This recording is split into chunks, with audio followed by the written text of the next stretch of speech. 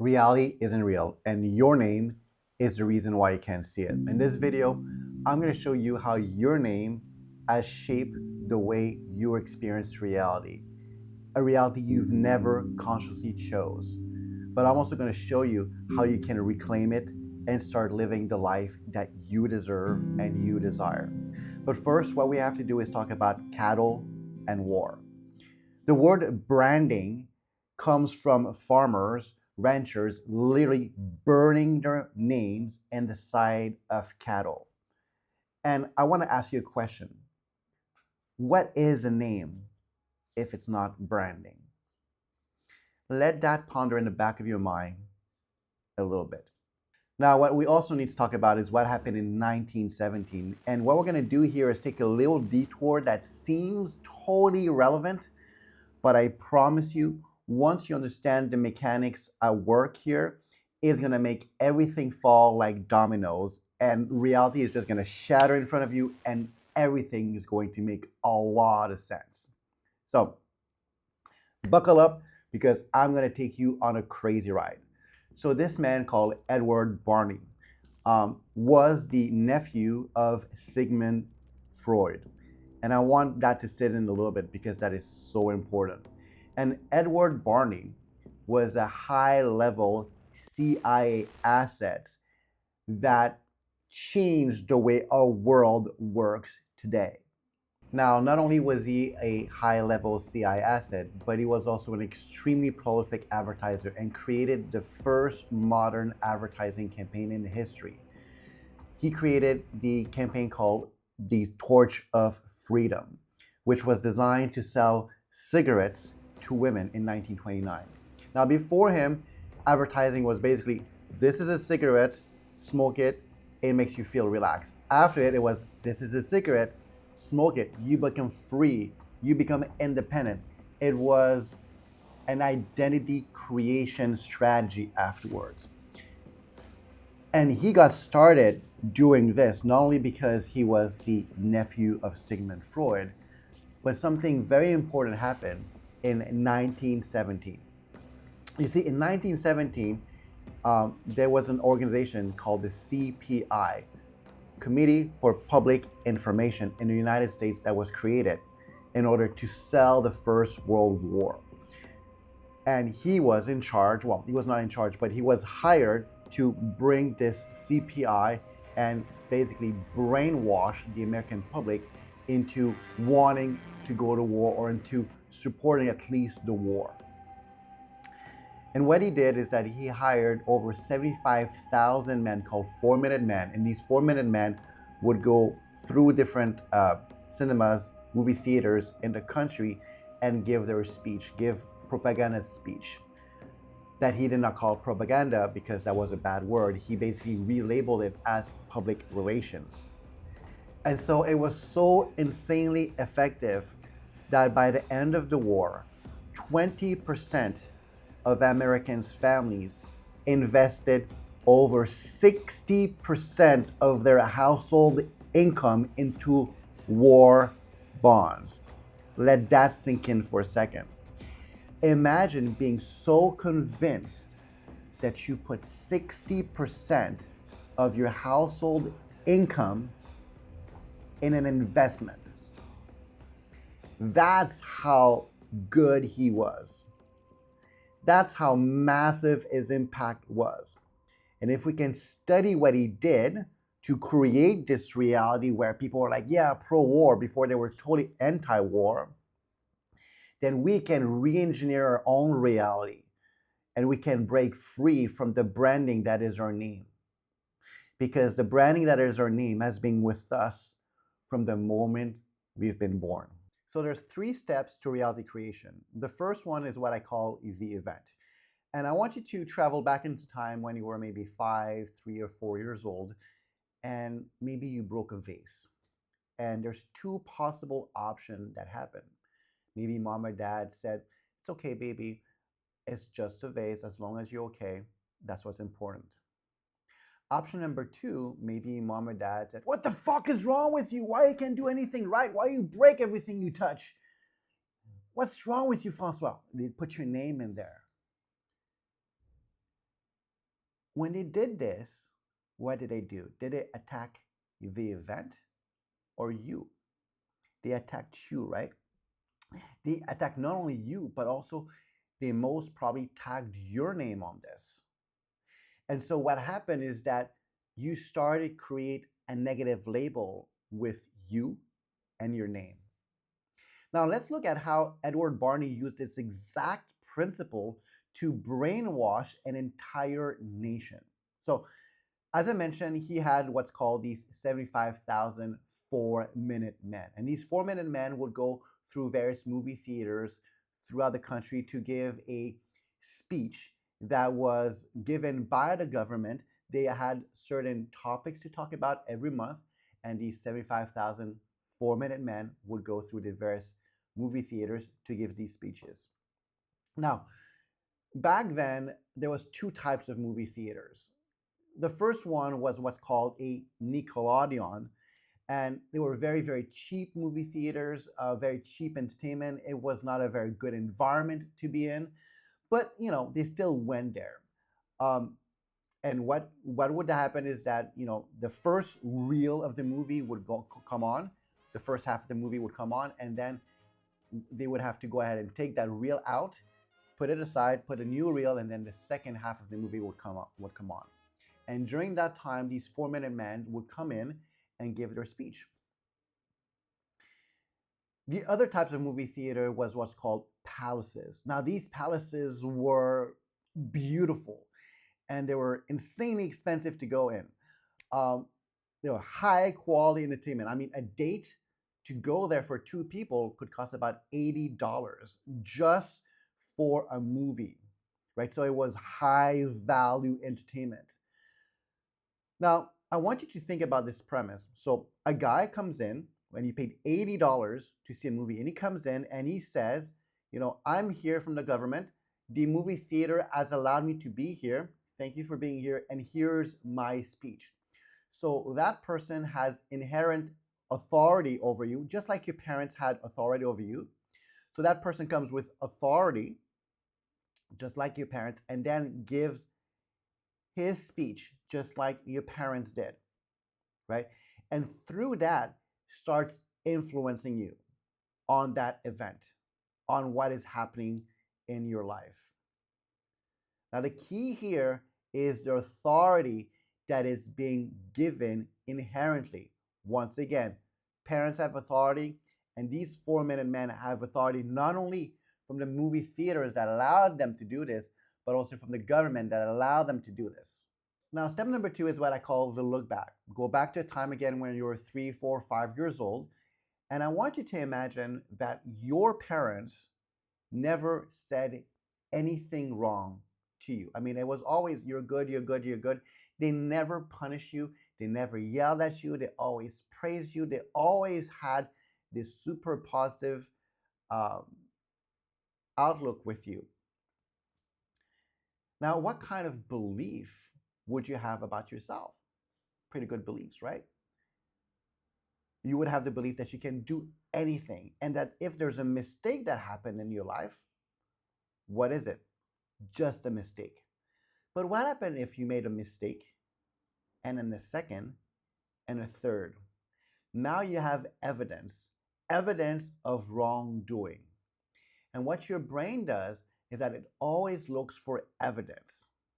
If you are always praised, and then there's one instant where people reprimand you, your evidence is overwhelmingly that people are praising you. On the other hand, if you get reprimanded 1, 2, 3, 4, 5, 6, 7, 10 times, then you have a lot of evidence of being reprimanded, of being bad. And so your brain always looks back to evidence. Let me give you a very concrete example. Let's say that, once again, you're 3, 4 years old, and you're in class, and your teacher asks you 2 plus 2, and you write 6. And your teacher says, wow, Francois, your name. What's wrong with you? 2 plus 2 is 4. Why don't you know this? That creates a tag in your unconscious that you're not very good at math, right? And then that carries on when you're 4 years old, 5 years old, 6 years old, 10 years old, 12, 15, 20, 30, 50 years old. And that tag is always there, and you're always looking back. See, I know I was bad at math. I got 69%, or I gave the wrong tip, or I did this, or I did that. So your mind, your brain is always looking back, evidence of you being bad at things. On the opposite side, if your teacher back then, 2 plus 2 equals 6, and he says, it's okay, baby, you made a mistake, no problem. Look, let me help you. It's 4, but good job. Then you learn that making mistakes is not a bad thing. It's okay, no problem. And then you get that confidence to move forward. And then math become easy for you. Math become okay. It's not a burden, right? Now let's look at what these 4-minute men actually did. They gave synchronized speeches across the nation that were pro-war, pro-America, anti-Germany, so on and so forth.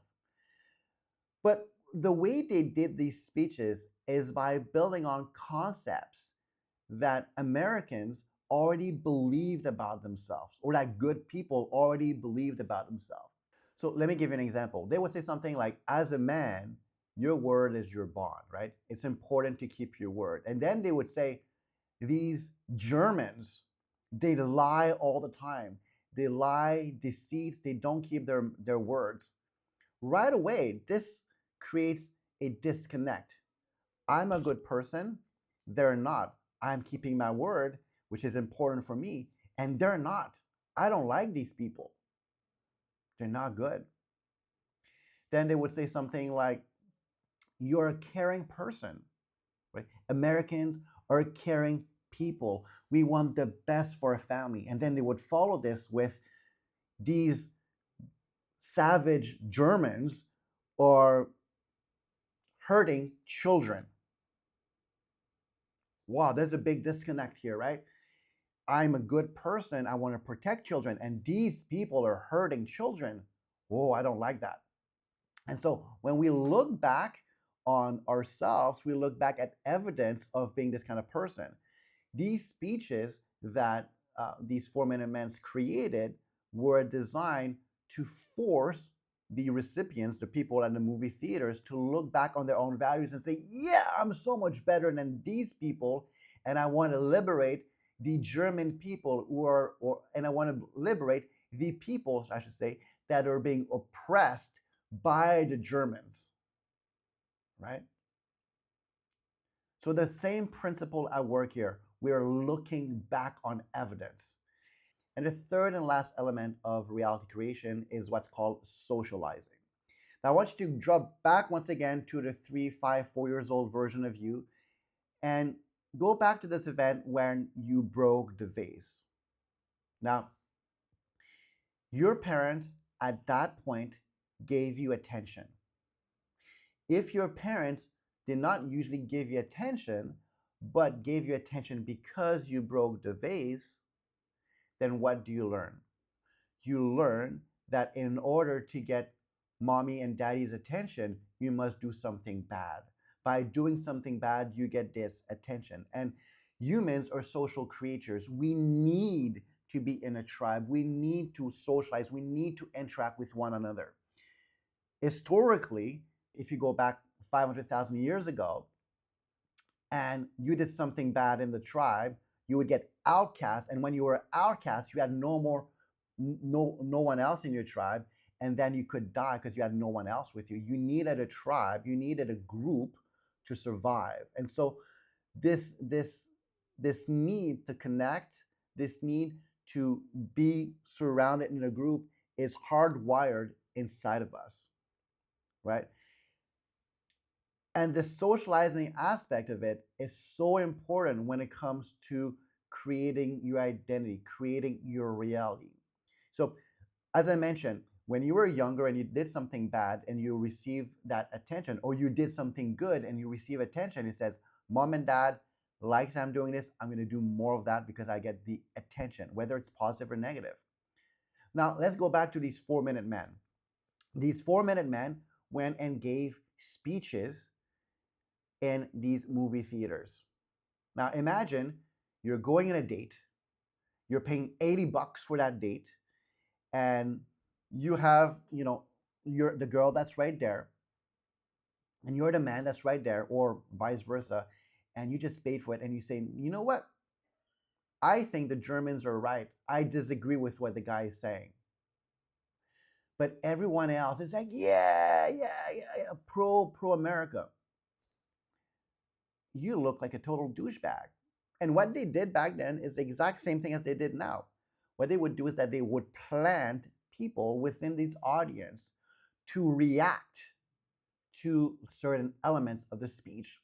So then these formatted men would give pro America, pro war, anti Germany speeches, and then people start clapping, and then you're there with your date, and you're not clapping, and your date looks at you, is like, oh, what's wrong with you, right? And you get that social pressure, and then 2, 3, 4, 5, 10 people start clapping, and she or he still looks at you, and you feel that social pressure, and then half of the movie theater is clapping, and everybody looks at you, is like, what's wrong? Why are you not clapping? Why are you not pro America?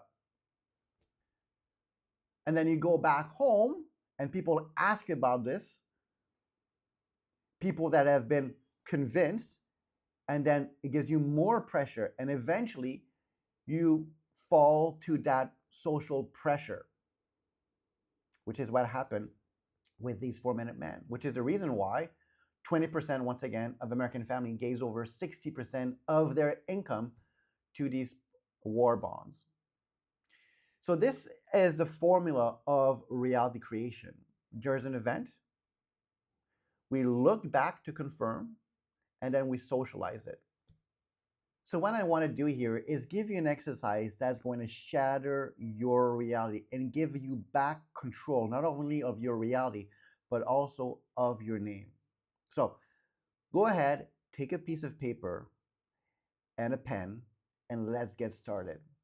So at the top of your paper, I want you to write your name.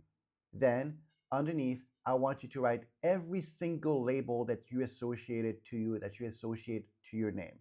So it could be like, I'm a man, I'm a woman, I'm Canadian, I'm American, I'm Chinese, I'm a father, I'm a mother, I'm stupid, I'm smart. Whatever label is associated with you, I want you to write it, but I want you to write one per line. So you don't write 2 labels per line, only write 1 label per line.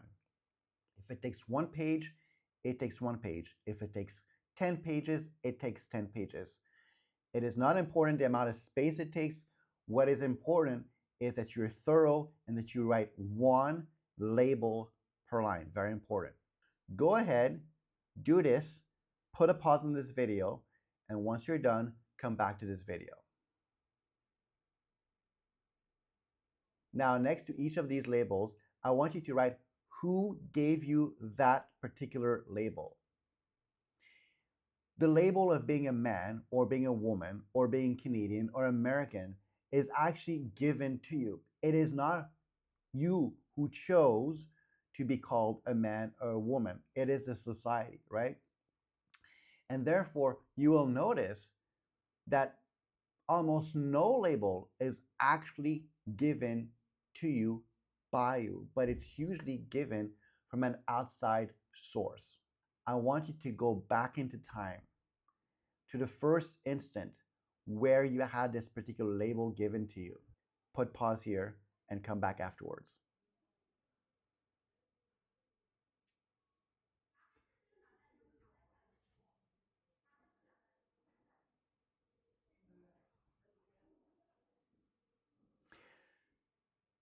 Now, I want you to look at the brand of you.